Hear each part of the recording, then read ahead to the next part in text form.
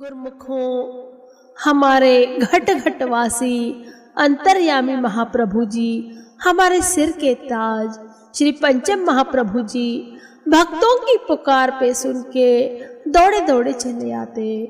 जिस भी युग में जहाँ पर भी प्रेमियों की पुकार होती है, महापुरुष उस धरती का, उन जीवों का उद्धार करने के लिए वहाँ पर पहुँच जाते हैं। गुरुमुखों, इसी प्रकार हमारे पंचम महाप्रभु जी ने शाम के समय जब अलीगढ़ में कृपा फरमाई तो वहाँ के प्रेमियों की खुशियों का कोई ठिकाना ही नहीं रहा। वैसे तो महाप्रभु जी अक्सर अलीगढ़ में कृपा फरमाते। इस बार बहुत समय के पश्चात जब महाप्रभु जी ने अलीगढ़ में कृपा फरमाई तो गुरुमुख प्रेमी दीवाने मस्ताने बनकर झूमते हुए महाप्रभु जी के दर्शन दीदार पाने के लिए खड़े हो गए। ऐसा लगा मानो जन्मों की सोई किस्मत आज जाग उठी है। उधर चंद्र देवता ने भी श्री प्रभु जी का आगमन जान अति प्रसन्न हो आसमान से घनघोर वर्षा की झड़ी लगा दी। वैसे भी गुरुमुख हो, आपको मालूम होगा कि जिस धरती पर महापुरुष, जिस धरा पर महापुरुष कृपा फरमाते हैं, अपने चरण रखते हैं, उस धरती के भाग्य जग जाते हैं। वहाँ पर इंद्रदेव वर्षा रूपी फूल बरसाते हैं, महापुरुषों का स्वागत करते हैं। उस धरा पर भी महापुरुषों के चरण रज की खबर सुनते ही जैसे वर्षा होती है, उन वर्षा की बूंदों से, उन वर्षा रूपी फूलों की फुहार से उस धरा की भी तपन बुझ जाती है, उसको भी एक शीतल छाया मिल जाती है, आँखों को ठंडक मिल जाती है।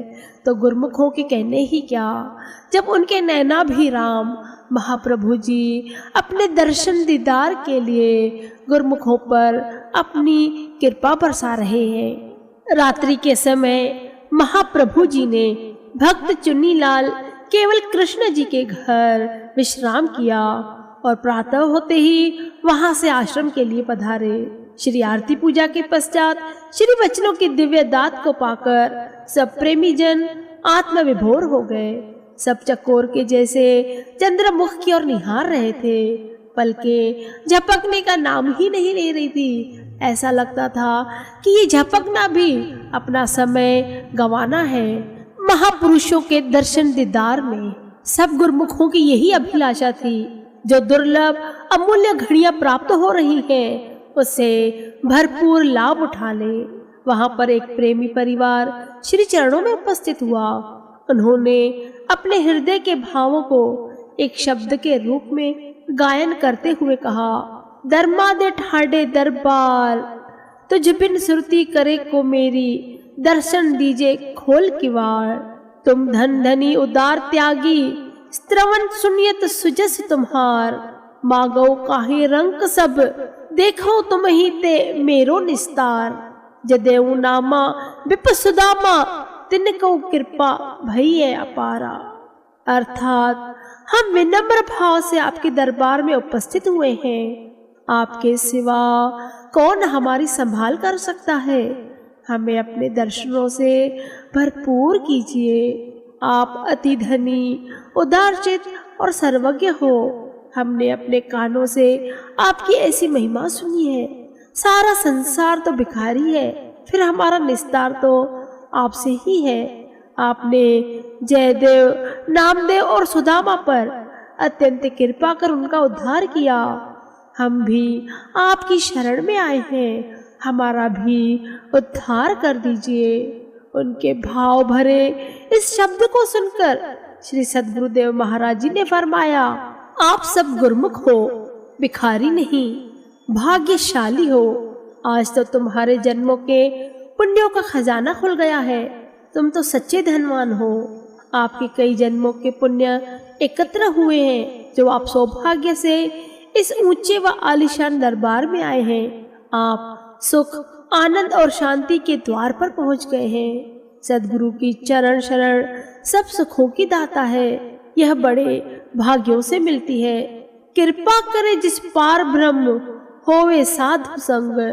जिस पर पार ब्रह्म परमेश्वर की कृपा हो जाती है, उसे ही सत्पुरुषों की संगति का संयोग मिलता है। तब उन परिवार ने विनय की, प्रभु ये हमारे पुण्यों का फल नहीं, आपकी असीम अनुकंपा के प्रताप से ही आपके दरबार में आपके श्री दर्शन का परम सौभाग्य मिलता है। महात्मा रोशन आनंद जी एवं महात्मा आत्मदर्शनानंद जी उस समय वहां पर पास ही खड़े थे। उन्होंने जैसे ही श्री वचन श्रवण किए तो एक दूसरे से कहने लगे, सचमुच महापुरुष एक ही ज्योति स्वरूप होते हैं। समय समय पर वे अपने निराले ढंग से सत्संग द्वारा गुण रहस्य प्रकट करते हैं। देखा महात्मा जी, श्री परमहंस दयाल जी महाराज ने श्री आरती की रचना के समय भक्त साहिब चंद जी को कहा था कि आप मूर्खन की जगह भाग्यशाली लिखो। जो सद्गुरु की शरण में आ गया वह तो भाग्यशाली बन गया।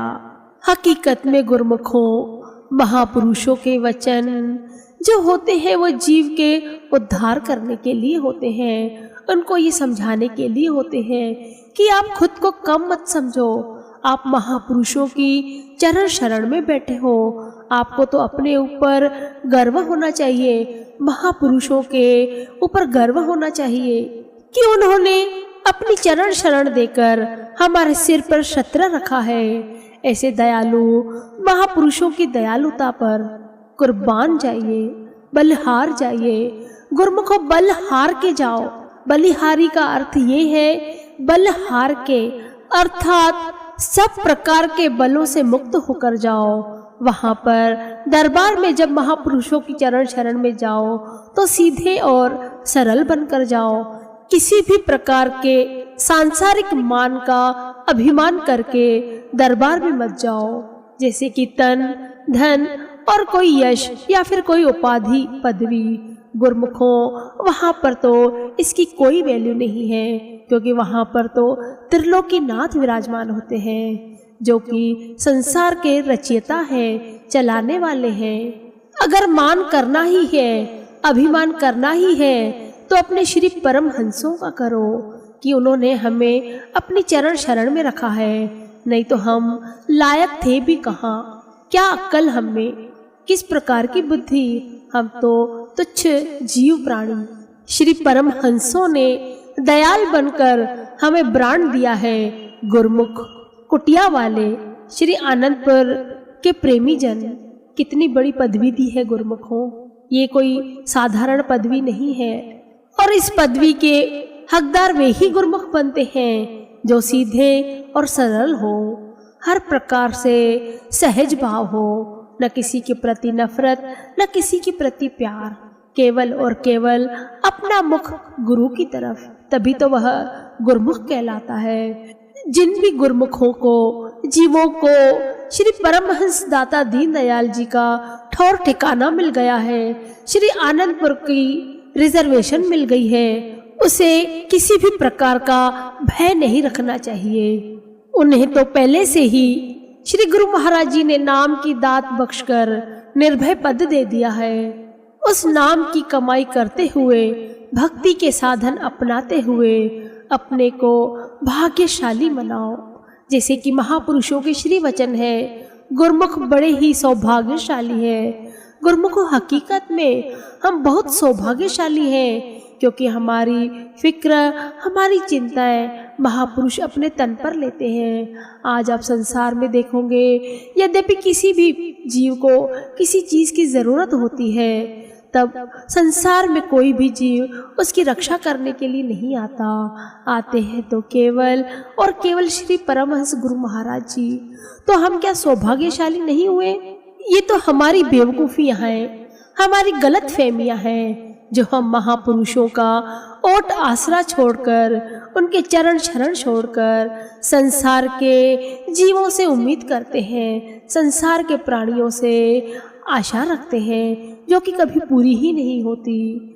गुरुमुखों, अभी भी समय है, नाम की कमाई करें, महापुरुषों की प्रसन्नता प्राप्त कर अपने को सौभाग्यशाली गुरुमुख बनाए। किसी भी प्रकार के तुच्छ विचार मन में ना रखें। महापुरुषों को, श्री परमहंसों को स्मरण करते हुए उनका ध्यान धरते हुए अपना लोक और परलोक संवारे और अपने जीवन को खुशहाल बनाए। बोलो जयकारा बोल मेरे श्री गुरु महाराज की जय। गुरुमुखों, आज का प्रश्न है, श्री आनंदसर महातीर्थ की स्थापना कब हुई और उसका उद्घाटन श्री परमहंस अवतार जी के कौन सी पातशाही जी ने किया? गुरुमुखों, जय सच्चिदानंद जी लिखते हुए अपना उत्तर अवश्य दें। बोलो जयकारा बोल मेरे श्री गुरु महाराज की जय।